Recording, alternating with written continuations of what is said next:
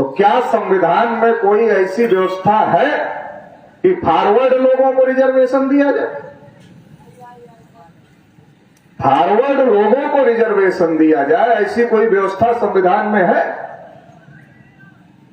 जो EWS के नाम पर ब्राह्मण और कुछ ऊंची जातियों ने रिजर्वेशन लिया, उन्होंने भी कहा कि हम इकोनॉमिकली वीक हो गए, पिछड़ गए। EWS का फुल फॉर्म है इकोनॉमिकल वीकर सेक्शन। आर्थिक रूप से हम बैकवर्ड हो गए, पिछड़ गए, और इसलिए उसके नाम पर उन्होंने रिजर्वेशन लिया। लेकिन मराठा, कुणबी, ओबीसी, तेली, माली, इनको रिजर्वेशन चाहिए, मगर हम फॉरवर्ड हैं और हमें रिजर्वेशन चाहिए।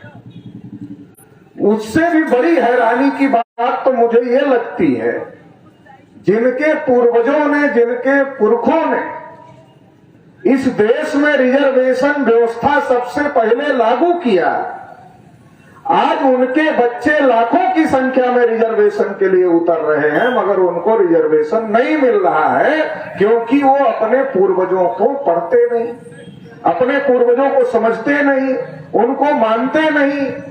इस देश में सबसे पहले आरक्षण व्यवस्था अगर किसी ने लागू किया तो छत्रपति साहू महाराज ने लागू किया। मगर कितने मराठा के घर में, कितने कुणबी के घर में छत्रपति साहू महाराज हैं? कितने लोगों ने छत्रपति साहू महाराज के बारे में पढ़ा? कितने लोगों ने छत्रपति साहू महाराज के बारे में समझा? अगर हम कुछ पढ़ेंगे नहीं, कुछ समझेंगे नहीं, पढ़ेंगे नहीं, समझेंगे नहीं, तो हमें कुछ भी मिलने वाला नहीं है। क्योंकि लोकतंत्र में बोली नहीं चलती है, बोली चलती है। और बोली वो बोल सकता है जिसको जानकारी हो, जिसको जानकारी नहीं है वो बोली नहीं बोल सकता। लोकतंत्र में अगर आपको अपनी लड़ाई लड़ना है तो आपको जानकारी रखना होगा कि रिजर्वेशन क्यों जरूरी है, मराठा को रिजर्वेशन क्यों मिलना चाहिए। मराठा लोग रिजर्वेशन की मांग करते हैं, लोग कहते हैं ये तो बहुत आगे चले गए, ये तो बहुत मजबूत है, इनको रिजर्वेशन कैसे दिया जाए? है मराठा के पास इसका कोई जवाब? इसका कोई जवाब उनके पास में नहीं है, क्योंकि रिजर्वेशन का जो बेसिक कॉन्सेप्ट है वही उनको नहीं पता। जब बेसिक कॉन्सेप्ट उनको नहीं पता है तो जवाब कैसे देंगे? और लोकतंत्र में अगर आप जवाब नहीं दे सकते तो आपकी लड़ाई कोई, आप लड़ाई जीत नहीं सकते, आपकी किसी समस्या का समाधान नहीं हो सकता। इसलिए आपको समझने की जरूरत है, रिजर्वेशन नौकरी पाने का केवल साधन नहीं, रिजर्वेशन केवल गरीबी उन्मूलन का कार्यक्रम नहीं है। फिर रिजर्वेशन क्या है? रिजर्वेशन रिप्रेजेंटेशन है। लोकतंत्र में 26 जनवरी 1950 को जब भारतीय संविधान लागू हो गया तो ये बात तय हो गई कि अब रानी के पेट से राजा नहीं पैदा होगा, राजा अपना उत्तराधिकारी नहीं नियुक्त करेगा, तो फिर प्रजा के लिए राजा कहां से आएगा? तो ये तय किया गया कि प्रजा के लिए राजा प्रजा ही तय करेगी। क्योंकि प्रजातंत्र है तो 1 अरब लोग एक जगह बैठकर कोई फैसला करना चाहे तो वो फैसला नहीं कर सकते। पूरे देश की आबादी, पूरे देश की प्रजा एक जगह बैठे और कहे कि हमको देश के लिए फैसले करने, तो फैसले कैसे करेगी? वो फैसले नहीं कर सकती। तो संविधान निर्माताओं ने कहा कि अगर फैसले करने हैं तो फैसले करने के लिए इनके प्रतिनिधि चुनकर पार्लियामेंट में जाने चाहिए, इनके प्रतिनिधि चुनकर संसद में जाने चाहिए, इनके प्रतिनिधि चुनकर विधानसभाओं में जाने चाहिए, और इनकी तरफ से फैसले करने का अधिकार उनके पास में हो। तो अलग अलग क्षेत्र से, आमदार का क्षेत्र होता है, खासदार का क्षेत्र होता है, अलग अलग क्षेत्र से हम लोग प्रतिनिधि चुनते हैं और वो प्रतिनिधि चुनकर पार्लियामेंट में जाते हैं और पार्लियामेंट में जाकर हमारी तरफ से कानून बनाने का काम हमारे प्रतिनिधि करते हैं। फिर संविधान निर्माताओं ने सोचा कि क्षेत्रवार तो प्रतिनिधि चले जाएंगे, हर क्षेत्र के प्रतिनिधि चले जाएंगे, मगर भारत जातियों का देश है। भारत में हजारों जातियां हैं, और जो भारत में हजारों जातियां हैं, वो हजारों जातियों के अंदर पिछड़ापन है, बैकवर्डनेस है। वो पिछड़ गए हैं। वो पिछड़ गए तो खुद ही नहीं पिछड़ गए, उनको अवसर नहीं मिला इसलिए वो पिछड़ गए। जिन लोगों ने उनको अवसर नहीं दिया, अगर आजाद भारत में वही लोग सत्ता पर कब्जा करके रखेंगे तो उनको अवसर कैसे मिलेगा? जो बैकवर्ड लोग रहेंगे उनको अवसर कहां से मिलेगा? तो उनको अवसर मिलना चाहिए, इसलिए उनके प्रतिनिधि भी विधानसभा में और लोकसभा में चुनकर जाने चाहिए। इसलिए शेड्यूल कास्ट को रिजर्वेशन है, इसलिए शेड्यूल ट्राइब को रिजर्वेशन। ओबीसी अपने रिजर्वेशन के लिए लड़ा नहीं, मराठा कुणबी अपने रिजर्वेशन के लिए लड़ा नहीं, इसलिए मराठा कुणबी ओबीसी को पॉलिटिकल रिजर्वेशन नहीं। मगर रिजर्वेशन का ये कॉन्सेप्ट है कि हर समाज के प्रतिनिधि जाएंगे तो अपनी लड़ाई पार्लियामेंट में लड़ने का काम करें। फिर संविधान निर्माताओं ने सोचा चलो पार्लियामेंट में इनके प्रतिनिधि चले जाएंगे, वहां कानून बना देंगे, मगर उस कानून पर अमल कौन करेगा? तो आईएएस अधिकारी से लेकर जो बाबू होता है, क्लर्क होता है ऑफिस में, वो पूरी मशीनरी होती है किसी नियम, किसी कानून को अमल करने की। अगर कानून इनके फेवर में बन गया, लेकिन अमल करने वाली जो मशीनरी है चपरासी से लेकर आईएएस तक या आईएएस से लेकर चपरासी तक, अगर ये मशीनरी नहीं रही तो कानून इनके फेवर में बन जाएगा। अधिकारी रहेंगे जोशी जी, कुलकर्णी जी, द्विवेदी जी, पांडे जी, शुक्ला जी, तो अमल होगा, इनके फेवर में अमल होगा। संविधान निर्माताओं ने कहा नहीं होगा। नहीं होगा तो क्या करना होगा? चपरासी से लेकर आईएएस अधिकारी तक की नियुक्ति के लिए इन्हें रिजर्वेशन देना होगा। तो शेड्यूल कास्ट को रिजर्वेशन दिया, शेड्यूल ट्राइब को रिजर्वेशन दिया, और फिर संविधान निर्माताओं ने कहा कि केवल शेड्यूल कास्ट ही बैकवर्ड नहीं है, केवल शेड्यूल ट्राइब ही बैकवर्ड नहीं है, शेड्यूल कास्ट, शेड्यूल ट्राइब के अलावा बहुत सारी ऐसी जातियां हैं वो भी बैकवर्ड हैं, उनको भी अधिकार मिलना चाहिए। तो उनके लिए संविधान में बाबा साहब डॉक्टर अंबेडकर ने आर्टिकल 340 लिखा कि इस आर्टिकल के तहत एक आयोग बने, आयोग जांच करे और जांच करके इन जातियों की संख्या निर्धारित करे और इनको भी अधिकार दे। जैसे शेड्यूल कास्ट को अधिकार है, जैसे शेड्यूल ट्राइब को अधिकार है, उसी प्रकार का अधिकार इनको भी मिलना चाहिए। इसके लिए संविधान में आर्टिकल 340 आया कि चपरासी से लेकर आईएएस अधिकारी तक हमारे भी प्रतिनिधि जाने चाहिए। मगर ये हुआ क्या? सवाल है ये हुआ क्या? हमें समझना पड़ेगा रिजर्वेशन क्यों है। रिजर्वेशन केवल गरीबी हटाने का कार्यक्रम नहीं, रिजर्वेशन रिप्रेजेंटेशन है कि आपका आदमी शासन में होगा, आपका आदमी प्रशासन में होगा तो आपकी समस्याओं का समाधान होगा। अगर आपका आदमी शासन में नहीं होगा, आपका आदमी प्रशासन में नहीं होगा तो आपकी समस्याओं का समाधान नहीं होगा। तो रिजर्वेशन रिप्रेजेंटेशन है कि आपका आदमी वहां बैठना चाहिए। गरीबी तो बहुत तरीके से मिटाई जा सकती है। देश में इतनी सरकारी नौकरी नहीं है कि पूरे देश के लोगों को सरकारी नौकरी दी जा सकती है। इतनी सरकारी नौकरी नहीं है कि केवल नौकरी से गरीबी दूर की जा सकती है, केवल नौकरी से बेरोजगारी दूर की जा सकती है। ये संभव नहीं है। उसको बहुत सारे तरीके से किया जा सकता है। अगर सरकार की नियत हो तो किया जा सकता है, अगर नियत ना हो तो नहीं किया जा सकता है। मगर आज मराठा कुणबी ओबीसी कितना समझते हैं, रिजर्वेशन को कितना समझते? नहीं, ये नौकरी पाने का साधन, केवल इतना समझते। और इतना समझने की वजह से ये लड़ाई नहीं हो रही। संविधान निर्माता जानते थे कि जिन लोगों ने समाज व्यवस्था बनाई, जिन लोगों ने जाति व्यवस्था बनाई, जिन लोगों ने वर्ण व्यवस्था बनाई, जिन लोगों ने छुआछूत बनाया, जिन लोगों ने भेदभाव किया, वो लोग कल सत्ता में आएंगे तो इनके साथ में न्याय नहीं करे। हमारे पूर्वजों के साथ, हमारे समाज के राजा महाराजाओं के साथ जिन लोगों ने भेदभाव किया वो हमारे साथ नहीं करेंगे। ज्योतिबा फूले के साथ किया, छत्रपति साहू महाराज के साथ किया, छत्रपति शिवाजी महाराज के साथ किया, किसके साथ नहीं? जिन लोगों ने हमारे पुरखों के साथ में, जो कि राजा थे, उनके साथ में भेदभाव किया तो आज हमारे साथ नहीं करेंगे और हमारी दोस्ती उन्हीं से चलती। घोड़ा अगर घास से दोस्ती कर ले तो खाएगा क्या? घोड़ा और घास की दोस्ती हो जाए तो घोड़ा क्या खाएगा? उसको भूख लगेगी, घास ही खाएगा। मराठा की, कुणबी की, ओबीसी की किससे दोस्ती है? जोशी जी से, कुलकर्णी जी से, भागवत जी से। अब भागवत जी, जोशी जी, कुलकर्णी जी कितना है? 3.5% है। महाराष्ट्र में 1.5% है। अब इनको प्रशासन पर कब्जा करना है तो किसके हिस्से की नौकरी खाएंगे? आप कितनी भी दोस्ती कर लो, उनको प्रशासन पर कब्जा करना है तो किसके हिस्से की नौकरी खाएंगे? आपके ही हिस्से की नौकरी खाएंगे। किसके हिस्से की नौकरी खाएंगे भाई? उनको प्रशासन पर कब्जा करना है तो आपके हिस्से की नौकरी खाएंगे।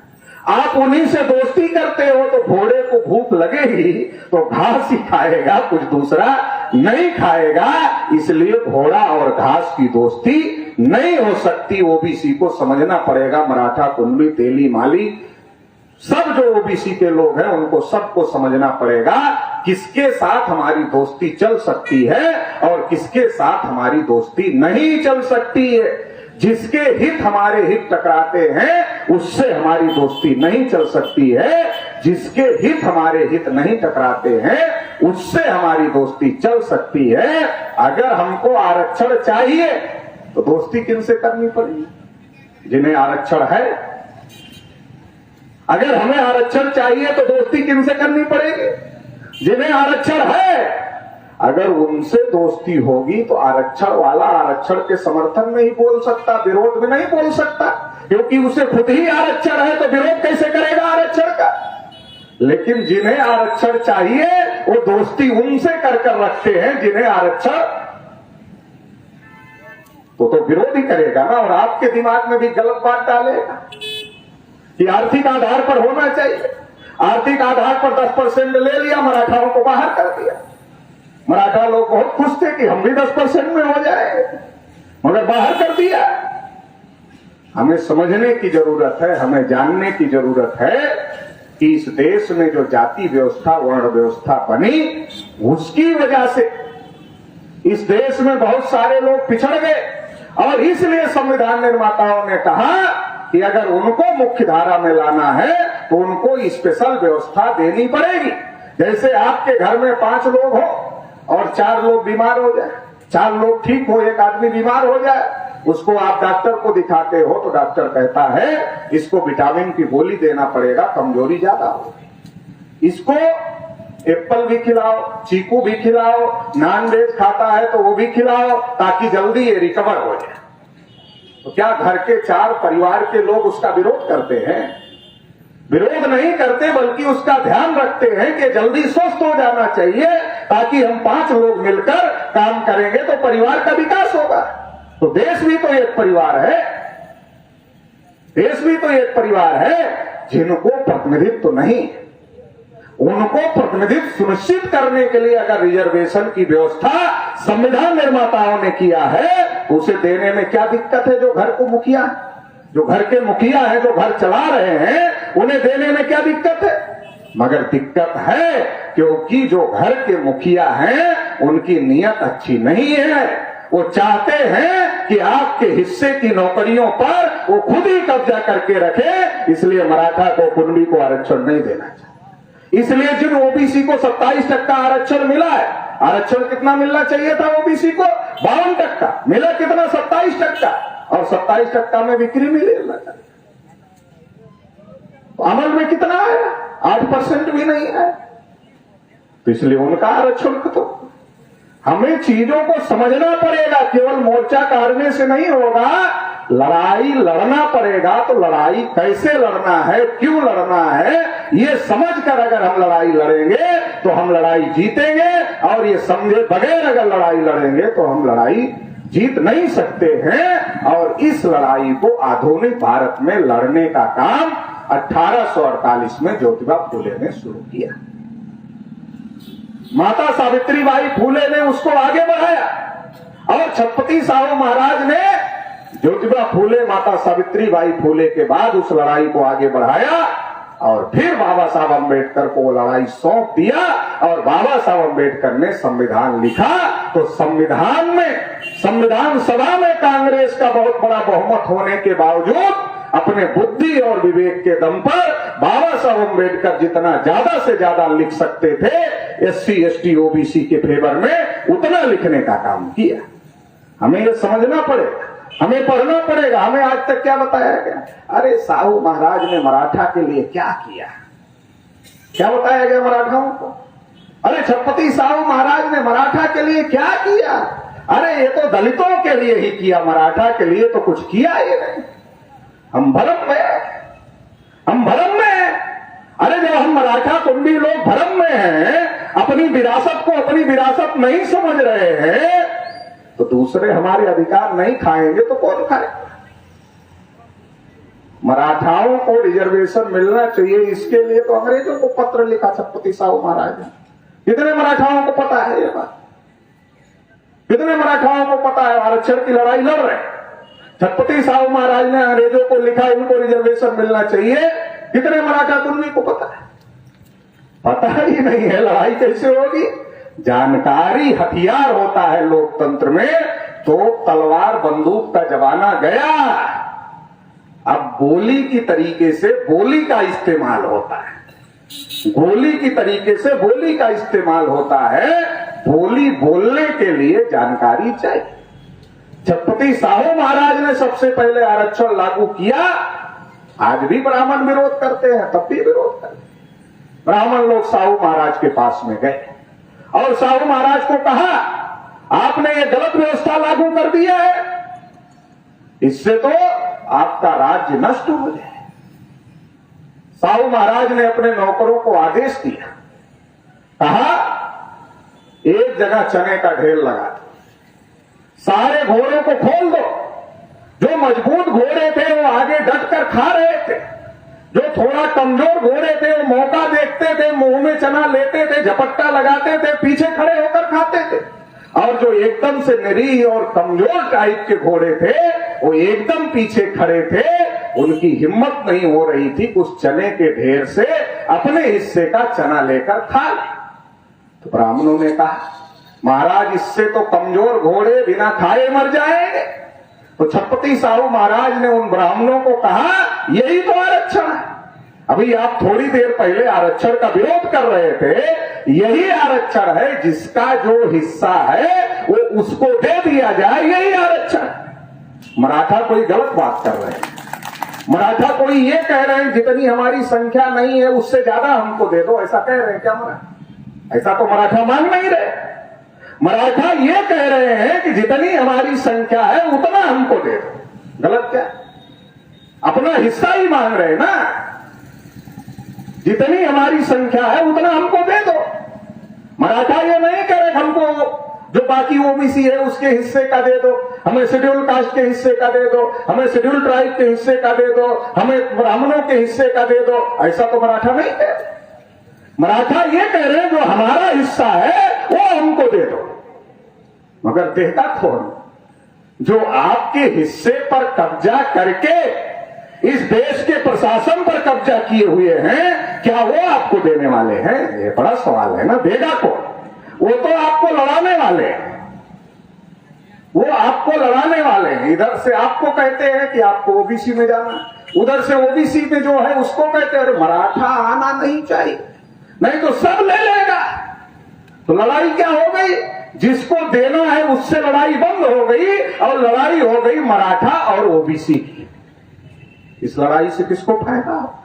मराठा भी 3.5% के समर्थन में, अरे ये तो देना चाहता है मगर ओबीसी देने नहीं दे रहा है, और ओबीसी भी 3.5% के समर्थन में, अरे ये तो मराठा ओबीसी में आ गए होते मगर ये रोक के रखा है। तो दोनों 3.5% के समर्थन में दोनों आपस में लड़ रहे हैं, फायदा 3.5% का हो रहा है ये बात समझने की जरूरत है। ओबीसी में जो है उनको भी समझने की जरूरत है, और जो मराठा ओबीसी में नहीं है उनको भी समझने की जरूरत है। अगर हम कुछ समझेंगे लोकतंत्र में तो सही लड़ाई लड़ सकते हैं, अगर समझेंगे नहीं तो 75 साल से इस्तेमाल हो रहा है। ज्योतिबा फूले के पास जब ब्राह्मण लोग गए, कहा आजादी की लड़ाई चल रही है, आप शामिल हो जाओ। ज्योतिबा फूले ने क्या कहा पता है? कहा तुम ब्राह्मण लोग कल अंग्रेज चले जाएंगे, तुम्हारा राज आ जाएगा, और जब तुम्हारा राज आ जाएगा तो तुम ब्राह्मण लोग हमारे जैसे कुणबी किसानों के साथ में बराबरी का व्यवहार करोगे। ज्योतिबा फूले ने क्या कहा रनाड़े को? कहा तुम ब्राह्मण लोग हमको कह रहे हो अंग्रेजों के खिलाफ चलो आजादी की लड़ाई, चलो कल अंग्रेज चले गए, अंग्रेज जाएंगे तुम्हारा राज आएगा, और तुम्हारा राज आएगा तुम हम जैसे कुणबी किसानों के साथ में बराबरी का व्यवहार करोगे। हमारा यकीन इस पर नहीं है कि तुम बराबरी का व्यवहार करो। और इसलिए ज्योतिबा फूले कहते थे यह राष्ट्रीय सभा नहीं है, यह ब्राह्मण सभा है। कांग्रेस को पहले राष्ट्रीय सभा कहा जाता था, ज्योतिबा फूले कहते थे राष्ट्रीय सभा नहीं है, यह ब्राह्मण सभा है। ज्योतिबा फूले को विश्वास नहीं था कि अंग्रेजों के जाने के बाद ब्राह्मण आएंगे तो हमारे साथ न्याय करेंगे। छत्रपति साहू महाराज राजा थे, बाल गंगाधर तिलक उनका बहुत विरोध करते रहते थे। 1918 में जब साउथ बरो कमीशन आया तो भास्कर राव जाधव ने छत्रपति साहू महाराज के कहने पर विधिमंडल में ओबीसी को आरक्षण मिलना चाहिए, इसके लिए मेमोरेंडम अंग्रेजों को दिया। कितने मराठा लोगों को पता कि छत्रपति साहू महाराज ने मेमोरेंडम 1918 में दिलवाया था। आज आप आरक्षण की लड़ाई लड़ रहे हो, 1918 में अंग्रेजों को मेमोरेंडम दिलवाया था छत्रपति साहू महाराज ने भास्कर राव जाधव को कहकर।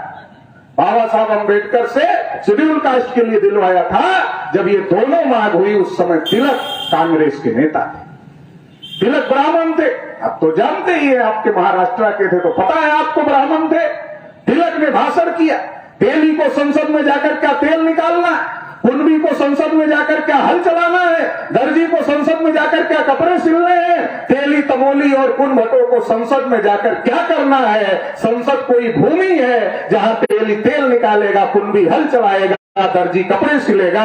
ये भाषण किसने कहा? जिसको आप लोकमान्य कहते हो, जिसको आप लोकमान्य कहते हो, उसने ये भाषण किया जब छत्रपति साहू महाराज ये कह रहे थे कि हमको आरक्षण मिलना चाहिए। तब तिलक कह रहे थे कि तेली को संसद में जाकर क्या तेल निकालना है, कुणबी को संसद में जाकर क्या हल चलाना है, दर्जी को संसद में जाकर क्या कपड़े सिलने हैं, तेली तमोली और कुन भट्टों को संसद में जाकर क्या करना है। कौन कह रहा था? तिलक कह रहे। वही तिलक छत्रपति साहू महाराज के पास गए और कहा शामिल हो जाओ आजादी की लड़ाई में। तो छत्रपति साहू महाराज ने कहा कि कल अंग्रेज चले जाए, देश आजाद हो जाए, तुम ब्राह्मण लोग हमारे जैसे राजा का अपमान करते हो, हमारी प्रजा के साथ क्या करो। बाबा साहब अंबेडकर कोलंबिया यूनिवर्सिटी में पढ़ रहे थे, लाला लाजपत राय उनको मिलने के लिए गए। कहा आजादी की लड़ाई में आप जैसे पढ़े लिखे नौजवानों की जरूरत है। बाबा साहब ने कहा मैं सयाजी गायकवाड़ महाराज की स्कॉलरशिप पर पढ़ने के लिए आया हूं, इसलिए मैं दूसरा काम नहीं कर सकता। लेकिन बाद में बाबा साहब अंबेडकर ने कहा, यूरोप और अमेरिका के लोगों को कहा कि पूछो गांधी और कांग्रेस से जो आजादी की बात कर रहे हैं, इनसे ये भी पूछो कि जब देश आजाद होगा तो ये केवल इनकी आजादी होगी या देश के लोगों की भी आजादी होगी या केवल देश की आजादी होगी। पूछो इनसे। जवाब नहीं दिया, गांधी और कांग्रेस ने जवाब नहीं दिया। बाबा साहब अंबेडकर ने जब संविधान सौंपा डॉक्टर राजेंद्र प्रसाद को, तो कहा संविधान कितना भी अच्छा हो, अगर इसको बनाने वाले लोग, चलाने वाले लोग अच्छे नहीं होंगे तो ये अच्छा साबित नहीं हो सकता। शिवाजी महाराज के समय में कोई संविधान था? क्यों अच्छा साबित था उनका राज? क्यों आज तक हम लोग नहीं भूल पाते छत्रपति शिवाजी महाराज के राज? कोई लिखित संविधान तो नहीं था, मगर चलाने वाले अच्छे थे, राज करने वाले अच्छे थे। उस समय की जो राजशाही थी आज की लोकशाही से 1000 गुना अच्छी थी। आज लोकशाही है, इस ब्राह्मणों की लोकशाही से हमारे पूर्वज छत्रपति शिवाजी महाराज की राजशाही 1000 गुना अच्छी थी। क्यों? क्योंकि वो हमारे थे, हम उनके थे, इस देश की जनता उनकी थी, तो वो सबके साथ न्याय करते थे। लेकिन आज के जो ब्राह्मण हैं 3.5% के डीएनए के आधार पर यह बात प्रमाणित हो गई है कि इनका डीएनए यूरेशियन है, विदेशी है। विदेशी है तो यहां के लोग साथ न्याय करेंगे।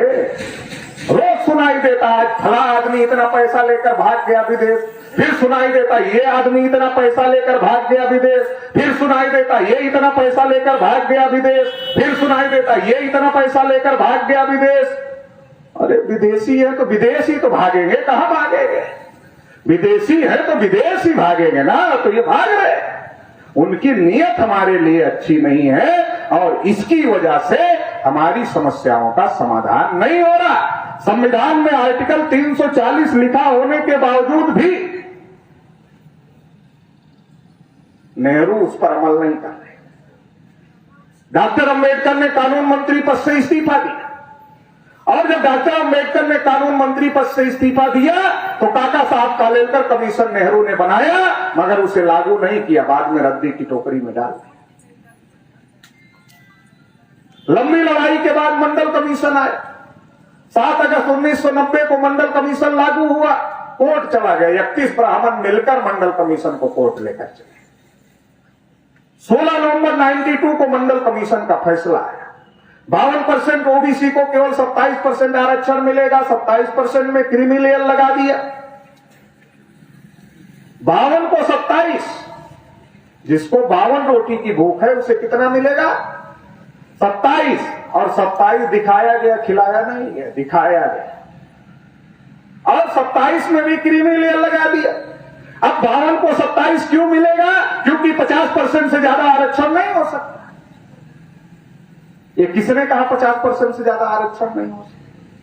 मराठा जब आरक्षण मांगते हैं तो क्या कहा जाता? नहीं नहीं, तुमको नहीं मिल सकता। क्यों नहीं मिल सकता? 50% से ज्यादा नहीं हो सकता। यही तो कहा जा रहा है, यही कहकर तो रोका जा रहा है बार बार कि 50% से ज्यादा नहीं हो सकता। उनको पूछो संविधान के कौन से आर्टिकल में लिखा है 50% से ज्यादा नहीं? किसी भी आर्टिकल में नहीं लिखा 50% से ज्यादा नहीं हो सकता। क्योंकि संविधान निर्माताओं ने शेड्यूल कास्ट की जितनी संख्या थी उतना रिजर्वेशन पहले दिया था, शेड्यूल ट्राइब की जितनी संख्या थी उतना रिजर्वेशन पहले दिया था। इसका मतलब संविधान निर्माता संख्या के अनुपात के सिद्धांत को मानते थे कि जिसकी जितनी संख्या है उसको उतना हिस्सा मिलना चाहिए। इस बात को संविधान निर्माता मानते थे। अगर इस बात को संविधान निर्माता मानते थे, एससी के मामले में जितनी संख्या थी उतना रिजर्वेशन था, एसटी के मामले में जितनी संख्या थी उतना रिजर्वेशन था, तो ओबीसी के मामले में जितनी संख्या थी उतना रिजर्वेशन क्यों नहीं मिला? क्योंकि सुप्रीम कोर्ट में बैठे जजों ने मनगढ़ंत कहानी बनाया और मनगढ़ंत निर्णय दिया कि 50% से ज्यादा रिजर्वेशन नहीं हो सकता, और ये कहते रहे संविधान में 50% से ज्यादा रिजर्वेशन नहीं। हमारे मराठा कुंभी ओबीसी के लोग तो अपने पुरखों को नहीं पढ़ते तो संविधान कहां से पढ़ेंगे?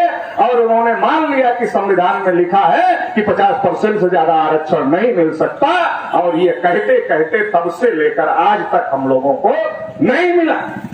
मगर ब्राह्मणों को जब 10% लेना हुआ तो ले लिया 48 घंटे। फिर 50% से ज्यादा नहीं हो सकता, ये कहां चला गया? उनके लिए 50% की सीमा नहीं है, मराठा कुंभी ओबीसी के लिए 50% की सीमा है।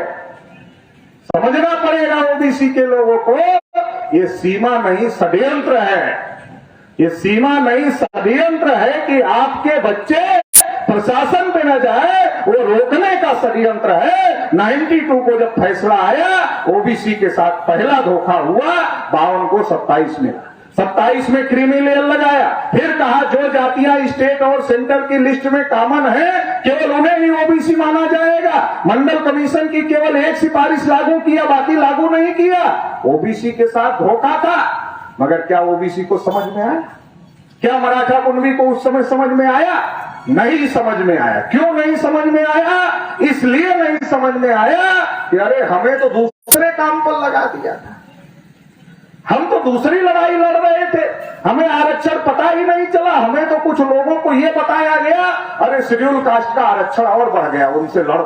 तो कुछ ओबीसी के लोग तो शेड्यूल कास्ट से लड़ने की सोच रहे हैं। ब्राह्मणों ने सोचा अगर इसके बारे में अखबार में छपा कि ओबीसी को मंडल कमीशन में क्या मिला क्या नहीं मिला, अगर अखबार में इसके बारे में छपा, अगर टीवी पर इसके बारे में चर्चा हुई, अगर रेडियो पर इसके बारे में चर्चा हुई, तो मराठा कुणबी ओबीसी जागृत हो जाएगा कि मंडल कमीशन तो लागू हुआ मगर उसमें किसको क्या मिला किसको क्या नहीं मिला ये पता चल जाएगा।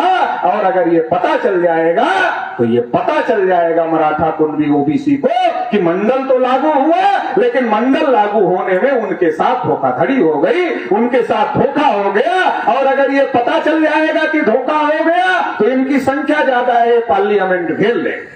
और अगर ये पार्लियामेंट घेर लेंगे तो इनको इनका अधिकार देना पड़ेगा। अधिकार देना खतरनाक है, इसका समर्थन करना खतरनाक है, क्योंकि अगर मराठा कुणबी ओबीसी को उनकी संख्या के अनुपात में आरक्षण मिलेगा तो आईएएस से लेकर चपरासी तक प्रशासन में इनका कब्जा हो जाएगा, इनका दबदबा हो जाएगा। क्योंकि इनकी संख्या 60% से ज्यादा है तो इनका दबदबा प्रशासन में हो जाएगा। तो अभी तक तो ब्राह्मणों का दबदबा है, अभी इनका दबदबा हो जाएगा। बड़ा खतरनाक मामला है। अगर इसका समर्थन करते हैं तो प्रशासन ब्राह्मणों के हाथ से चला जाएगा और मराठा कुणबी ओबीसी का दबदबा प्रशासन पर हो जाएगा। ये खतरनाक मामला है, समर्थन करना खतरनाक मामला है। लेकिन अगर इनका विरोध करते हैं कि तुमको आरक्षण नहीं मिलना चाहिए तो ये विरोध में चले जाएंगे, ये विरोध में चले जाएंगे तो संख्या ज्यादा है, वोट नहीं देंगे, वोट नहीं देंगे तो हम राज कैसे करें। समर्थन करते हैं तो प्रशासन हाथ से जाएगा, विरोध करते हैं तो ये जागृत हो जाएंगे, हमें वोट नहीं देंगे तो सरकार हमारी चली जाएगी, शासन चला जाएगा। समर्थन से प्रशासन चला जाएगा, विरोध से शासन चला जाएगा। तो उन्होंने सोचा ये दोनों ही खतरनाक है, समर्थन करना भी खतरनाक है, विरोध करना भी खतरनाक है। तो उन्होंने सोचा फिर क्या किया जाए। उन्होंने सोचा ना समर्थन किया जाए ना विरोध किया जाए, इसको डाइवर्ट किया जाए। डाइवर्ट जान मोबाइल की ताल अगर हम आपको मिलाएं, आप दूसरे को डाइवर्ट कर दो तो घंटी दूसरी जगह बजती है, आपको नहीं बजती है। जहां डाइवर्ट कर दोगे वहां बजेगी। ताल लगी थी मंडल को, ब्राह्मणों ने डाइवर्ट कर दिया मंदिर को। ताल लगी थी मंडल को, ब्राह्मणों ने डाइवर्ट कर दिया मंदिर को। और जब मंदिर को काल डाइवर्ट हो गई तो मराठा कुणबी ओबीसी कहां जाने लगा, अरे चलो अयोध्या वहां राम जी का मंदिर बनाना है। आडवाणी जी ने रथ यात्रा निकाला, मोदी जी को उसका सारथी बनाया, कहा राम लला हम आएंगे मंदिर वही बनाएंगे। पत्रकारों ने पूछा आडवाणी जी वहां तो मस्जिद है, आप मंदिर कैसे बनाओगे। आडवाणी जी ने कहा ये देखना राम लला का काम है, हम तो केवल कह रहे हैं कि मंदिर वही बनाएंगे। ओबीसी के लोगों को लगा, हमारे उत्तर प्रदेश के विनय कटियार बहुत बड़े नेता थे, हो सकता कुछ लोगों ने नाम सुना। कल्याण सिंह उत्तर प्रदेश के मुख्यमंत्री थे जब बाबरी मस्जिद गिरी। उमा भारती, परवीर भाई तोगड़िया गुजरात के, ऐसे तमाम ओबीसी के नेताओं को आगे की। महाराष्ट्र के शिवसेना वाले बहुत अग्रणी भूमिका में मंदिर की लड़ाई लड़ रहे। तो ये सारे ओबीसी के जो लोग थे, ये लोग मंदिर की लड़ाई लड़ने लगे। मंडल में क्या मिला क्या नहीं मिला ये पता ही नहीं चला, मंदिर की लड़ाई लड़ने लगे। मैं नागपुर में भाषण देके गाड़ी में बैठा तो 2 आदमी हमारे पास आए, उसमें से एक आदमी कहने लगा सर हम भी अयोध्या गए थे 6 दिसंबर को जब बाबरी मस्जिद गिराई जा रही थी, उसमें हम भी गए थे, मैं तो वहीं से आया। ओबीसी के साथ इतनी बड़ी धोखेबाजी हुई, 52 को 27 मिला, 27 में क्रीमी लेयर लगा दिया। क्रीमी लेयर का मतलब है जिसके पास दांत है उसको चना नहीं मिलेगा, और जिसके पास दांत नहीं है उसको चना दिखाया जाएगा क्योंकि वो खा नहीं सकता। मतलब क्या है, महंगी एजुकेशन में जो ओबीसी अपने बच्चे को पढ़ा सकता है वो क्रीमी लेयर, जिसके पास पैसा है वो क्रीमी लेयर, और जिसके पास पैसा नहीं है वो डिग्री नहीं दिला सकता अपने बच्चे को। आरक्षण कैसे दिलाए, डिग्री के बगैर आरक्षण मिलता है क्या। इतना बड़ा धोखा ओबीसी को समझ में नहीं, क्योंकि इस पर चर्चा ही नहीं हुई।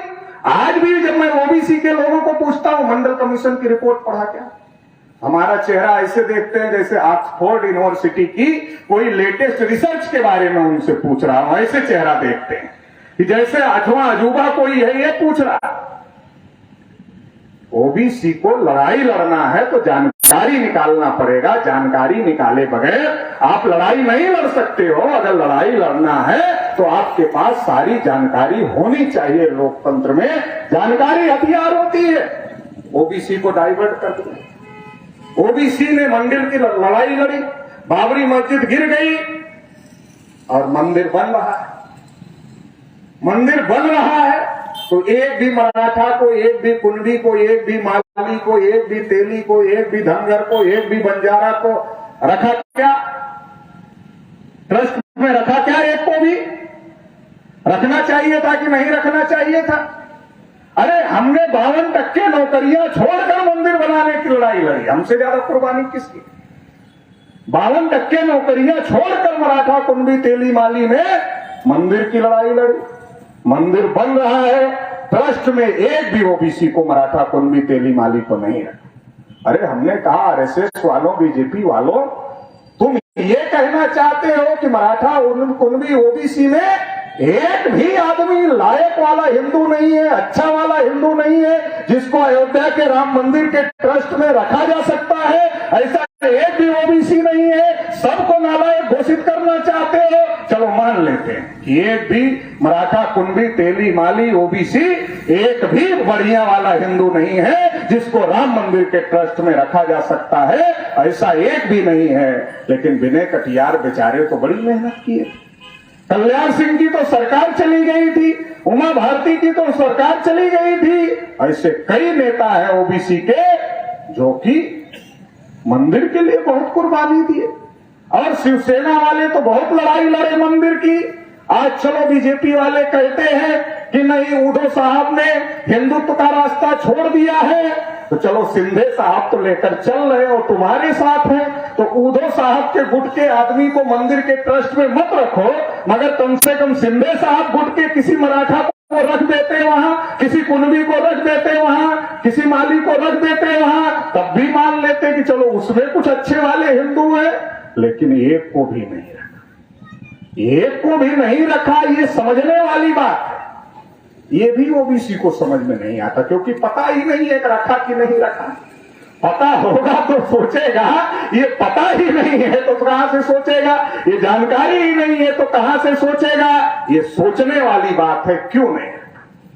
जब लड़ाई लड़ना होता है तब मराठा पहले नंबर का हिंदू, कुंभी पहले नंबर का हिंदू, ओबीसी पहले नंबर का हिंदू। जब लड़ाई लड़ना होता है और जब अधिकार लेना होता है तब हिंदू है क्या? 3 समय में हिंदू होते हैं। भागवत जी की संख्या देश में 3.5%, महाराष्ट्र में 1.5%। महाराष्ट्र में 1.5% जो ब्राह्मण लोग हैं वो अपने वोट से गांव में ग्राम पंचायत जो होती है उसका मेंबर नहीं चुन के आ सकते। जो गांव में अपने वोट से ग्राम पंचायत का मेंबर चुनकर नहीं आ सकते, वो तय कर रहे हैं महाराष्ट्र का मुख्यमंत्री कौन बनेगा। और शिंदे साहब बोलते हैं फडणवीस, माइक निकालते। ये परिस्थिति है महाराष्ट्र की, देश की ये परिस्थिति है। 3.5% वाले तय कर रहे हैं कि देश का प्रधानमंत्री कौन बनेगा, महाराष्ट्र का मुख्यमंत्री कौन बनेगा, कौन जेल जाएगा, कौन अंदर रहेगा, कौन बाहर रहेगा, किसके ऊपर सीबीआई जांच लगेगी, किसके ऊपर ईडी जांच लगेगी, कौन बोलेगा, कौन नहीं बोलेगा, किसको चुप करवाना है, किसको बुलवाना है, ये सारा लोकतंत्र में कौन तय कर रहा है? 3.5% के लोग तय कर रहे हैं। क्यों तय कर रहे हैं? क्योंकि जब वोट लेना होता है तो मराठा, कुंभी, ओबीसी पहले नंबर वाले हिंदू होते हैं। फिर भागवत जी कहते हैं, अरे तुम भी हिंदू, हम भी हिंदू, गर्व से कहो हम हिंदू। एक मुसलमान 14 बच्चे पैदा कर रहे हैं। देश पर मुसलमानों का कब्जा हो जाएगा, सारे हिंदू इकट्ठा हो जाओ। अब देश का नाम आ गया तो हमसे बढ़िया कौन देश की लड़ाई लड़ा है और कौन लड़ेगा? क्योंकि देश हमारा है तो देश के साथ हमारी भावनाएं हैं, लेकिन जो हमारी भावनाएं देश के साथ में हैं इसका गलत तरीके से इस्तेमाल किया जा रहा है। चलो वो कहते हैं हिंदू हो, तो हिंदू हो गए, वोट दे दिया भागवत जी को, भागवत जी जीत गए, सरकार बन गई। फिर भागवत जी के पास हमारा मराठा आदमी गया और मराठा आदमी ने भागवत जी को कहा कि भागवत जी थोड़ा तो विचार करो। कहा क्या विचार करे? अरे कहा अयोध्या से एक पटेल जी आए थे, कह रहे थे जानवरों की गिनती होती है, कुत्तों की गिनती होती है, हिजड़ों की गिनती होती है, मगर मराठा कुनबी ओबीसी की गिनती नहीं होती है। अरे थोड़ा तो विचार करो, हमारी गिनती करो, बड़ी बेइज्जती हो रही है। तो भागवत जी क्या कहते थे? चुप चुप, दोबारा मत बोलना, जातिवाद फैलाना चाहते हो, गिनती की बात करके जातिवाद फैलाना चाहते हो, दोबारा मत बोलना, और दोबारा बोलोगे तो देशद्रोह का सर्टिफिकेट दे देंगे। हमारे आदमी को पता है आजकल देशभक्ति और देशद्रोह का सर्टिफिकेट देने का सारा अधिकार इन्हीं लोगों के पास में है, तो चुप हो जाता है, दोबारा बोलता नहीं है। वोट लेने के लिए हम बढ़िया वाले हिंदू हैं, जब हम अपनी गिनती की बात करते हैं, अपनी हिस्सेदारी की बात करते हैं, तब हम हिंदू नहीं होते। चंदा देने के लिए हमसे बढ़िया कोई हिंदू नहीं। मंदिर अयोध्या में बन रहा है, चंदा महाराष्ट्र से भी जाना है, दे रहे हैं, हमारे ही मराठा कुनबी तेली माली दे रहे हैं, क्योंकि उनको पता ही नहीं है हमें कुछ नहीं मिला। उनको ये पता ही नहीं है, बताने वाला कौन है? अखबार तो छपता नहीं, टीवी पर तो ये चर्चा होती नहीं है, तो पता कहां से चलेगा? उनको पता ही नहीं है। तो चंदा देने के लिए भी हिंदू। और अगर मुसलमान से लड़ना हो तो हमारे मुकाबले का कोई दूसरा हिंदू है क्या? फिर भागवत जी, कुलकर्णी जी, जोशी जी क्या कहते हैं? पाटिल साहब आप ही आगे रहो, आप ही आगे रहो, हम पीछे देखते हैं थोड़ा, आप आगे रहो। 3.5 टक्के वाला 3.5 किलोमीटर पीछे, और मराठा कुनबी तेली माली धनगर ये 3.5 किलोमीटर आगे, क्योंकि वो समझते हैं कि पता नहीं लड़ाई में ऊपर नीचे कुछ हो जाए, पहले से 3.5 टक्के है, इसमें भी कमी आ जाएगी अगर कुछ हो गया ऊपर नीचे, इसलिए इनको ही आगे करके रखो। तो हमें ही लड़ाई में आगे करके रखते। और अगर हम मरते हैं, मराठा कुनबी तेली माली मरता है, राजनीति किसकी चमकती? 3.5 टक्के वालों की चमकती है। अगर मुसलमान मरता है तो राजनीति किसकी चमकती है? 3.5 टक्के वालों की चमकती है। हमको सोचना पड़ेगा, विचार करना पड़ेगा कि ये 3.5 टक्के वाले हिंदू के नाम पर हमारा समर्थन लेकर पंच से लेकर के सरपंच से लेकर के प्रधानमंत्री तक बनने और बनाने का काम कर रहे हैं, और हमारी संख्या 52% 60% होकर हम कुछ नहीं कर पा रहे। हम मोर्चे निकाल रहे। हम क्या कर रहे? हमारी संख्या ज्यादा, 34% महाराष्ट्र में मराठा, उनका क्या काम है? मोर्चे निकाल रहे हैं। और 1.5% के ब्राह्मण क्या कर रहे हैं? वो नियुक्त कर रहे हैं कि मुख्यमंत्री कौन बनेगा महाराष्ट्र का। 1.5% वाले नियुक्त कर रहे हैं महाराष्ट्र का मुख्यमंत्री कौन बनेगा, 34% वाले मोर्चा निकाल रहे हैं, हमें दे दो, मांग रहे हैं। जिनको देने वाला बनने का अधिकार है लोकतंत्र में, वो मांग रहे हैं। अरे लोकतंत्र में जिसकी संख्या ज्यादा है उसका राज होता है। अगर मराठा वोट डाले, कुनबी वोट डाले, माली वोट डाले, धनगर वोट डाले, बंजारा वोट डाले, महार वोट डाले, मातंग वोट डाले, कितना गिना जाएगा एक आदमी का? एक ही गिना जाएगा। अगर भागवत जी वोट डाले, कुलकर्णी वोट डाले, जोशी वोट डाले, तो कितना गिना जाएगा? एक ही गिना जाएगा। जब उनका भी एक ही गिना जाएगा, हमारा भी एक ही गिना जाएगा, हमारी संख्या ज्यादा है, वो कैसे तय कर रहे हैं महाराष्ट्र का मुख्यमंत्री कौन बनेगा? वो कैसे तय कर रहे हैं कि देश का प्रधानमंत्री कौन बनेगा? वो इसलिए तय कर पा रहे हैं क्योंकि हम उनके सपोर्ट में खड़े हुए हैं। हिंदू के नाम पर हमारा इस्तेमाल किया जा रहा है, वापर किया जा रहा है, इस्तेमाल किया जा रहा है हमें हिंदू के नाम पर। आंख खोलना पड़ेगा। 75 साल से हिंदू और मुसलमान की लड़ाई चल रही। 14 अगस्त 1947 को पाकिस्तान बना, तब से हिंदू और मुसलमान की लड़ाई चल रही है। 2 आदमी लड़ते हैं तो दोनों में से किसी एक का फायदा होता है। छत्रपति शिवाजी महाराज और औरंगजेब लड़ते थे, तो जब छत्रपति शिवाजी महाराज जीतते थे तो उनको फायदा होता था, और जब औरंगजेब जीतता था तो उसको फायदा होता था। जो 2 की लड़ाई में एक को फायदा होता है। लेकिन 75 साल से हम और मुसलमान लड़ रहे हैं। ना हमें फायदा हो रहा है, ना मुसलमानों को फायदा हो रहा है। 75 साल में सच्चर कमीशन ने रिपोर्ट दिया मुसलमानों की हालत अनुसूचित जाति से ज्यादा खराब। तब मोदी का राज नहीं आया था जबकि रिपोर्ट। 8 साल से मोदी का राज है और ज्यादा खराब हो गई। ये तो आप समझ ही सकते हो कि और ज्यादा खराब हो गई होगी। मुसलमान जिनको 33% प्रशासन में थे अंग्रेजों के समय, वो 1% के भी नीचे आ गए, मतलब लगभग 0 हो गए। अब मराठा, कुंडी, तेली, माली, ओबीसी किससे लड़ रहा है? मुसलमान से, जो पहले ही 0 हो गया उससे लड़ रहा है। अब 0 से लड़ोगे तो कितना मिलेगा? 0 से लड़ो कितना मिलेगा? बड़ी से बड़ी संख्या का 0 से गुना करो, कितना हो जाएगा? 0 हो जाएगा। तो सोचो कि कहीं आपको 0 से लड़ाकर 0 बनाने का कार्यक्रम तो देश के प्रधान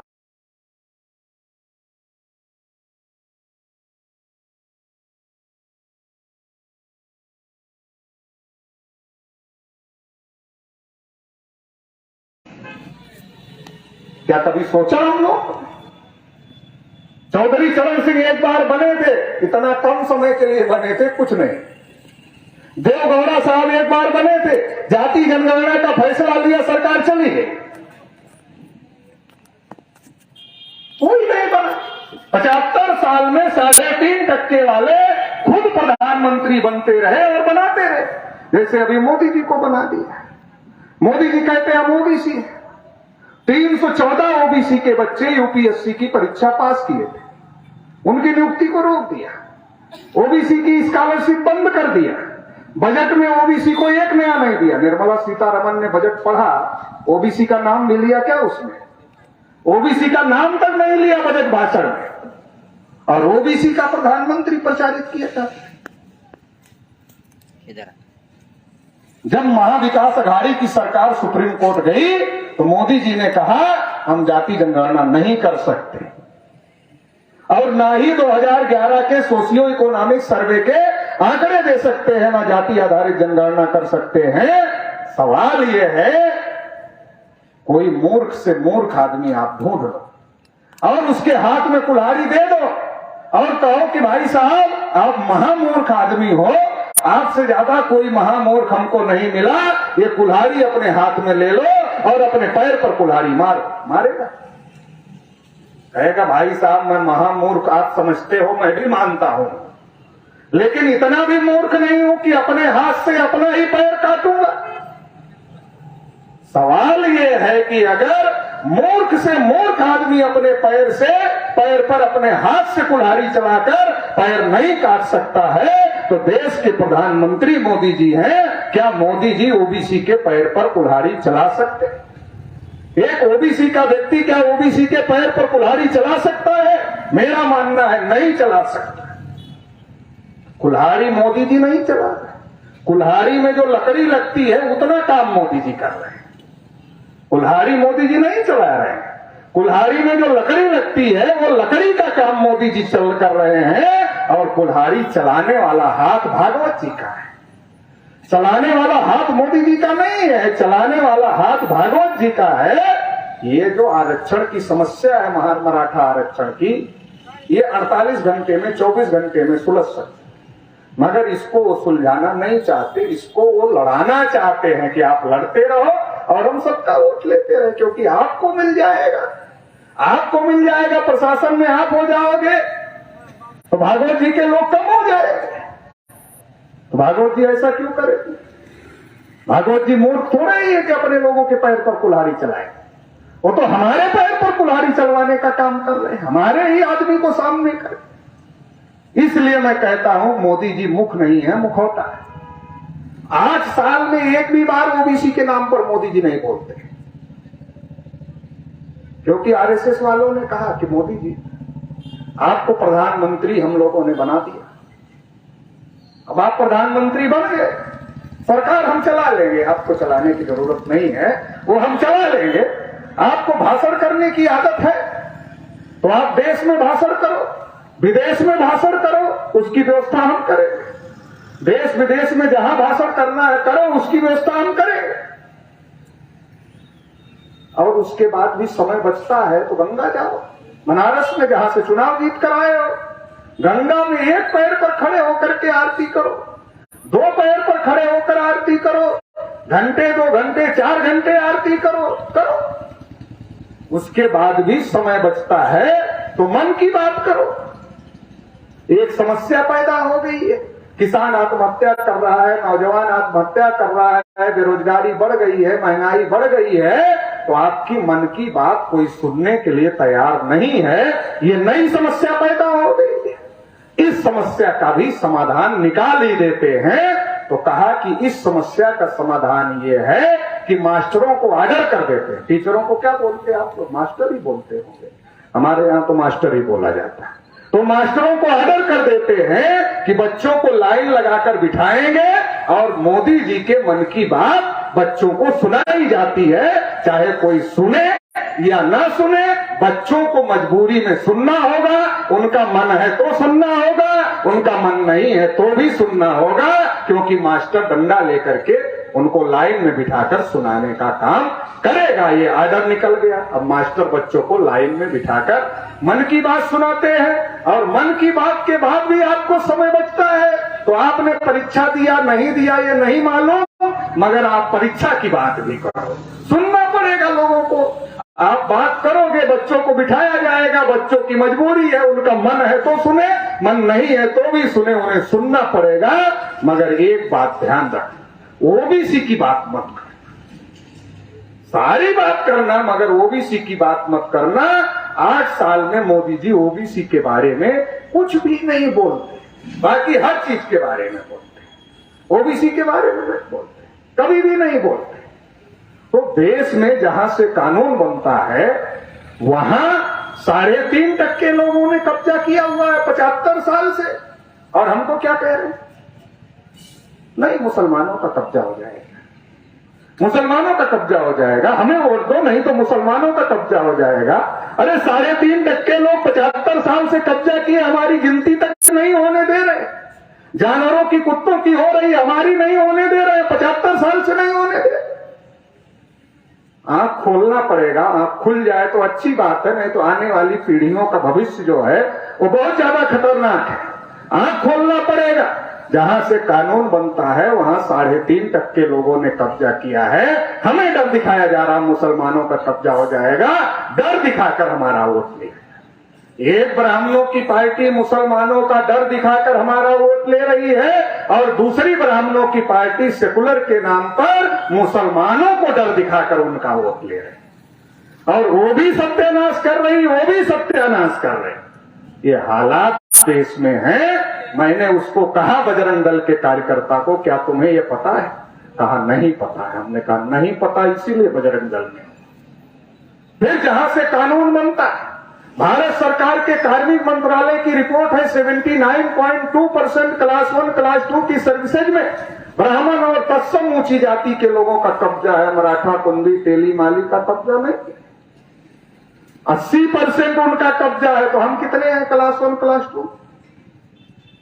और हमें क्या बताया जा रहा है? अरे मुसलमानों का कब्जा। अरे मुसलमानों का डर दिखाकर दिखाकर दिखाकर दिखाकर ब्राह्मणों ने कब्जा कर लिया। 75 साल से मुसलमानों का डर दिखा दिखाकर ब्राह्मणों ने कब्जा कर लिया विधायिका पर, जहां से कानून बनता है, कार्यपालिका पर, क्लास 1 क्लास 2 की 80% नौकरियों पर जहां से कानून का पालन होता है, हाई कोर्ट और सुप्रीम कोर्ट जहां से न्याय मिलता है। पीवी सावंत साहब मराठा जज थे सुप्रीम कोर्ट, उसके बाद कोई जज है मुझे तो जानकारी नहीं, आप लोगों को होगा तो बता देना। कुलकर्णी जी, जोशी जी, पांडे जी, त्रिवेदी जी, यही होते, भाई भतीजावाद है। कुलकर्णी जी नियुक्ति करते हैं तो जोशी जी के भांजे को रख देते, और जोशी जी नियुक्ति करते हैं कुलकर्णी जी के भतीजे को रख देते। मैं थोड़ा ही कह रहा हूं, करिया मुंडा समिति की रिपोर्ट है, बहुत बड़ी रिपोर्ट, पढ़ना चाहिए हर आदमी को। हाई कोर्ट सुप्रीम कोर्ट में जातिवाद है, ब्राह्मणवाद है, एक जाति के लोगों का कब्जा। लोकतंत्र का पहला स्तंभ विधायिका, जहां से कानून बनता है। दूसरा स्तंभ कार्यपालिका, जहां से कानून पर अमल होता है। तीसरा स्तंभ न्यायपालिका, जहां से न्याय मिलता है। किसका कब्जा है? मुसलमान है क्या? ढूंढो तो टार्च लेकर, कोई मराठा, कुंभी, तेली, माली, कोई मुसलमान है नहीं, उनका कब्जा। हमें बताया जा रहा मुसलमानों का कब्जा। लोकतंत्र का चौथा स्तंभ मीडिया, बताने की जरूरत है आपको। मीडिया के क्या हालात हैं बताने की जरूरत है। माइक पकड़ने वाला भी हमारा नहीं दिखता, मालिक और संपादक तो है ही नहीं, माइक पकड़ने वाला भी नहीं दिखता है। जो लोग ये चिल्ला रहे हैं मुसलमानों का कब्जा हो जाएगा, वो इस साजिश का हिस्सा है कि मुसलमानों का डर दिखाकर आपका समर्थन लिया जाए और उनका कब्जा करवाया जाए। केवल करवाया ही ना जाए बल्कि कब्जा हो गया है। ये बात मराठा, कुंभी, ओबीसी को ये बात समझने की जरूरत है। अगर ये बात हम समझेंगे तो हम लड़ाई लड़ सकते हैं और अपने हक अधिकार को ले सकते हैं, अपनी समस्याओं का समाधान कर सकते हैं। हर पार्टी नारा लगाती है सबका साथ सबका विकास। कोई पार्टी, कोई नेता आज तक ये कहा हम आपका सत्यानाश करें? नहीं कहा। लेकिन विकास हुआ क्या? डाटा के बगैर विकास कैसे होगा? डाटा के बगैर विकास कैसे होगा? 75 साल में हमारी गिनती नहीं हुई, पता नहीं चला कि किस जाति में कितने पढ़े लिखे लोग हैं, कितने अनपढ़ लोग हैं, कितने ग्रेजुएट हैं, कितने पोस्ट ग्रेजुएट हैं, कितने सरकारी नौकरी में है, कितने प्राइवेट नौकरी में।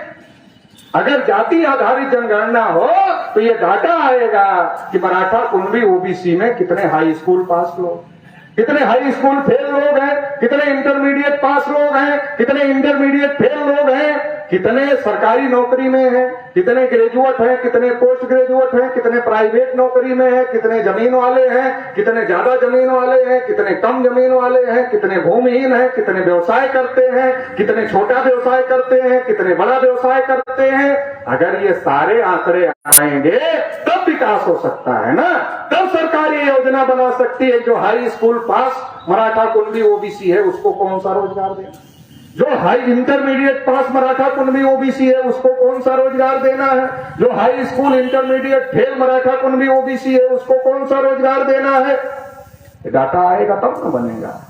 जो किसान, बड़ा किसान है उसको कैसे ज्यादा और आगे बढ़ाया जा सकता है, जो मध्यम किसान है उसको कैसे आगे बढ़ाया जा सकता है, जो छोटा किसान है उसको कैसे आगे बढ़ाया जा सकता है, इसकी प्लानिंग कैसे बने।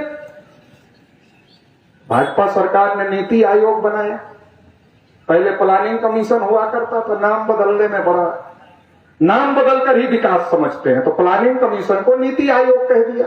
और नीति आयोग कह दिया तो नीति आयोग ने एक भी नीति ओबीसी के समर्थन में बनाई क्या? नीति आयोग ने एक भी नीति ओबीसी के समर्थन में नहीं बनाई, क्योंकि ओबीसी का डाटा नहीं। अभी महाराष्ट्र में ओबीसी आरक्षण खत्म हो गया, नगर निगम में, नगर पंचायत। क्यों खत्म हो गया? डाटा नहीं है। डाटा ना होने की वजह से खत्म हो गया। एससी एसटी का क्यों नहीं खत्म होता? डाटा है। जनगणना होगा तो डाटा आएगा, डाटा आएगा तो विकास होगा। बगैर जनगणना के विकास नहीं हो सकता। जो नेता, जो पार्टी जनगणना कराने से भाग रही है और केवल विकास विकास की बात कर रही है, वो हमारे साथ धोखा करने की बात कर रही है। ये बात हम लोगों को समझना होगा। एक दूसरी बात, 75 साल से किसान आत्महत्या कर रहे हैं। क्यों कर रहे? क्योंकि जिस माइक पर मैं बोल रहा हूं, इसको जिसने बनाया उसकी कीमत किसने निर्धारित की? जिसने बनाया। आप जिस कुर्सी पर बैठे हो उसका भाव किसने निर्धारित किया? जिसने बनाया। हम जिस गाड़ी से आए हैं उसका भाव किसने निर्धारित किया? जिसने बनाया। इसका मतलब क्या है? हर सामान जो आदमी बनाता है वही उसका भाव निर्धारित करता है। मगर हम किसान प्याज पैदा करते हैं, लहसुन पैदा करते हैं, मक्का पैदा करते हैं, सोयाबीन पैदा करते हैं, हमारी फसल का भाव कौन तय करता है? जो खरीदेगा वो तय करता है। हर चीज का भाव जो बनाएगा वो तय करता है, जो पैदा करेगा वो तय करता है। हमारी फसल का भाव जो खरीदेगा वो तय करता है। 75 साल से देश में ये उल्टी गंगा बह रही है। और बहे ही क्यों ना? जब हम धर्म के नाम पर वोट देते हैं, जाति के नाम पर वोट देते हैं, भाषा के नाम पर वोट देते हैं, क्षेत्र के नाम पर वोट देते हैं, तो उल्टी गंगा तो बहेगी। जब इसके नाम पर वोट नेताओं को मिल जाता है, हर पार्टी वाले हर जाति का एक एक नेता रखते, और उस नेता को उस जाति में भेजते हैं और उस नेता को उस जाति में भेजकर क्या कहते हैं, अरे हमारी पार्टी ने हमें बड़का नेता बनाया हुआ है, हमारे सम्मान का मामला है, सारा वोट इसी पार्टी को देना। उस जाति के लोग कहते हमारा बड़का नेता आ गया, अब हमारा बड़ा नेता उस पार्टी में है तो हम तो सारा वोट उसी पार्टी को देंगे। वो नहीं पूछते कि हमारी गिनती करोगे कि नहीं करोगे, वो नहीं पूछते कि शेतकरी की फसल का भाव दोगे कि नहीं दोगे, वो नहीं पूछते, तो उनकी समस्याओं का समाधान नहीं होता है। अगर हम जाति धर्म क्षेत्र भाषा के नाम पर वोट करते रहेंगे तो हमारी समस्या का समाधान नहीं होगा। इसका नतीजा है प्याज 1 रुपए 2 रुपए के भाव में भी कोई नहीं पूछ रहा है, उसका नतीजा है किसान मर रहा है, क्योंकि ये सरकार तो चाहती ही है। अरे जब किसान मरेगा तभी तो कहेगा अडानी साहब आ जाओ। अभी क्या कह रहा है, अडानी साहब भाग जाओ। जब किसान मरेगा तो क्या कहेगा, अडानी साहब आ जाओ, हमारी जमीन ले लो, हमें चौकीदार की नौकरी दे दो। किसानी में तो हम इतना घाटे में हैं कि खेती में सेठ का भाव नहीं मिल रहा है, इतना घाटे में है, आत्महत्या करने के लिए मजबूर है। कम से कम अडानी साहब तुम्हारे यहाँ चौकीदार हो जाएंगे तो 2 टाइम की रोटी तो नसीब होगी। खेती में तो 2 टाइम की रोटी भी नसीब नहीं हो रही है, इसलिए आ जाओ। हर चीज का प्राइवेटाइजेशन, किसानों को उनकी फसल का भाव नहीं दिया जा रहा है। एमएसपी गारंटी किसान मांग रहे हैं, नहीं दिया जा रहा। इसकी लड़ाई भी लड़नी होगी और इसलिए ये मुद्दा भी हम लोग लेकर चल रहे हैं। एक एक चीज अडानी अंबानी को दिया जा रहा है। 2014 में जब मोदी जी आए थे तो मोदी जी कह रहे थे देश नहीं बिकने दूंगा। अब क्या कह रहे हैं, देश नहीं बचने दूंगा। तब कहा था देश नहीं बिकने दूंगा, अब क्या कह रहे हैं, देश नहीं बचने दूंगा। जब तक एक एक चीज अडानी अंबानी को नहीं दे दूंगा तब तक चैन से नहीं बैठ। सब चीज बेची जा। आप सरकारी हॉस्पिटल में जाओ, गवर्नमेंट के डॉक्टर साहब को पूछो कि डॉक्टर साहब आप सरकारी हो क्या, तो डॉक्टर साहब क्या कहेंगे, नहीं, आउटसोर्सिंग से। आउटसोर्सिंग का मतलब क्या है, कंपनी के थ्रू है। कंपनी के थ्रू का मतलब क्या है, ठेके पर है। सरकार ठेका दे रही है कंपनी को कि हमें डॉक्टर सप्लाई करो। हमारा सवाल यह है कि डॉक्टर सरकार की यूनिवर्सिटियां पैदा करती है या कंपनी की यूनिवर्सिटियां पैदा करती है। अगर सरकार की यूनिवर्सिटियां ही डॉक्टर पैदा करती हैं तो दूसरे को ठेका देने का और बीच में दलाली का देने का काम क्यों किया जा रहा है। सफाई कर्मी से लेकर आईएएस तक लेटरल एंट्री से भर्ती किए जा रहे हैं। इतना ज्यादा देश का माहौल खराब हो गया है और हम आरक्षण के लिए केवल मोर्चे निकाल रहे हैं, हम इस तरफ ध्यान ही नहीं दे। अरे आरक्षण सरकारी जगह है और जब सब कुछ प्राइवेट चला जाएगा तो आरक्षण 0 हो गया। और 0 में हम लड़ रहे हैं, नहीं तुमको थोड़ा ज्यादा मिल गया, हमको थोड़ा कम मिल गया, 0 में लड़ रहे हैं। तो ये लड़ाई भी लड़ना होगा। अडानी को अपने डेवलपमेंट के लिए सरकारी पैसे से परहेज नहीं है। सरकारी पैसा चाहिए डेवलपमेंट करने के लिए अडानी को। सरकारी पैसा चाहिए तो सरकारी योजना क्यों नहीं चाहिए। अगर सरकारी पैसे से डेवलप कर रहे हो तो सरकारी योजना जो रिजर्वेशन पॉलिसी है वो भी निजी क्षेत्र में लागू होनी चाहिए। इसके लिए भी हम लोग ये यात्रा चला रहे हैं। निजीकरण बंद होना चाहिए, प्रमुख सरकारी संस्थानों का राष्ट्रीयकरण होना चाहिए और ठेकेदारी प्रथा बंद होनी चाहिए और निजी क्षेत्र में भी रिजर्वेशन लागू होना चाहिए। इसके लिए भी हम लोग यात्रा चला रहे हैं। आखिरी बात कहकर अपनी बात समाप्त कर देते हैं। आखिरी बात यह है कि देश में महंगाई बढ़ रही है, बेरोजगारी बढ़ रही है, किसानों की आत्महत्या बढ़ रही है, 52% ओबीसी को हक नहीं मिल रहा है, मराठा को आरक्षण नहीं मिल रहा है, देश के हालात खराब है। आदिवासियों को उनके जल जंगल जमीन से खदेड़ा जा रहा है, शेड्यूल कास्ट के लोगों की कुटाई पिटाई हो रही है, कहीं जय भीम बोलने से, कहीं घोड़ी पर चढ़ने से, कहीं घड़ा छूने से हत्या हो रही है, महिलाओं के ऊपर अन्याय अत्याचार हो रहा है। देश में बहुसंख्यक आबादी के खिलाफ देश में परिस्थिति है। इसके बावजूद भी चुनाव वही लोग जीत रहे हैं जो इस परिस्थिति के जिम्मेदार हैं, वही लोग जीत रहे हैं। अभी विपक्ष ने जब अडानी के खिलाफ मोर्चा खड़ा किया पार्लियामेंट में, कहा अडानी के खिलाफ जेपीसी बनाओ, पार्लियामेंट ज्वाइंट पार्लियामेंट्री कमेटी बनाओ जांच करने के लिए, तो मोदी जी जवाब देने के लिए आए तो मोदी जी ने क्या कहा पता है, विपक्ष ने कहा अडानी पर जांच करो, तो मोदी जी ने क्या कहा इसका जवाब जनता दे। विपक्ष क्या कह रहा था, अडानी के ऊपर इतने गंभीर आरोप लगे हैं, देश गर्त में चला जाएगा, अर्थव्यवस्था नीचे चली जाएगी, जांच कमेटी बिठाओ। तो मोदी जी ने क्या कहा, इसका जवाब जनता दे। टीवी आप लोग देखते होंगे, जब विपक्ष के लोग ये कहते हैं महंगाई बढ़ गई, बेरोजगारी बढ़ गई, किसानों की हत्या बढ़ गई, तो क्या कहते हैं बीजेपी वाले कहते, अरे तुम ये सब बोल रहे हो मगर चुनाव तो हमें जीत रहे हैं, जनता हमें ही जिता रही है, तो महंगाई बढ़ाने के लिए जनादेश दे रही। बीजेपी वालों का इनडायरेक्ट ये कहना है कि जनता अगर हमको जनादेश दे रही, महंगाई बढ़ाने के लिए, भुखमरी बढ़ाने के लिए, गरीबी बढ़ाने के लिए, बेरोजगारी बढ़ाने के लिए जनादेश दे रही, तुम विपक्ष वाले क्यों बीच में आ रहे हो बोल रहे। जनता जनादेश नहीं दे रही है, ईवीएम जनादेश दे रही। ईवीएम में घोटाला हो रहा है और ईवीएम में घोटाले की वजह से ये सारी परिस्थिति निर्माण हो गई है। तो इसलिए ईवीएम का भी बंदोबस्त आने वाले समय में करना होगा। ईवीएम हमारे वोटों का प्रभाव 0 कर दिया है, तो ईवीएम का भी बंदोबस्त करेंगे। इन तमाम मुद्दों को लेकर 2 बार हमने भारत बंद किया है, आने वाले समय में इसको लेकर बड़ा आंदोलन करेंगे। उसका सिंपल निमंत्रण देने के लिए आपके बीच में आए हैं कि जब ऐसा बड़ा आंदोलन घोषित होगा तो जाति, धर्म, क्षेत्र, भाषा, संगठन, पार्टी से ऊपर उठकर संविधान, लोकतंत्र और देश को बचाने के लिए उस लड़ाई में साथ सहयोग देंगे।